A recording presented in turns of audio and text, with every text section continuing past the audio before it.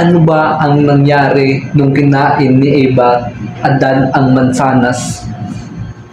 Yan, so ang nangyari mga idol, so naging makasalanan ang mga tao dahil kinain ang mansanas. Yan, sana kung hindi kinain guys, nakaubad pa tayo ngayon. Yan, sana wala tayong damit, hindi ito maimbento.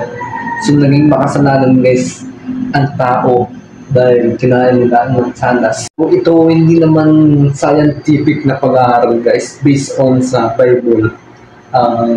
Pagkain ng mansanas, kaya naging makasalanan ang tao.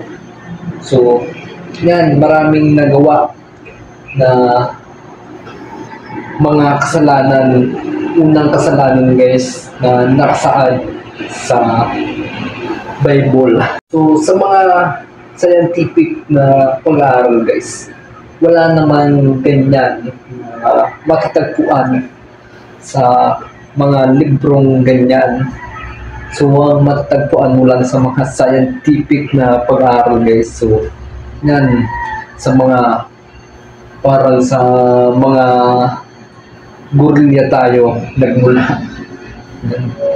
So ayon kay Charles Darwin guys, kinain ng mansanas guys, yan na-invento na damit o yan parang nagkaroon ng mali siya ang tao sa mga bagay na simpleng tulad ng nakaubad.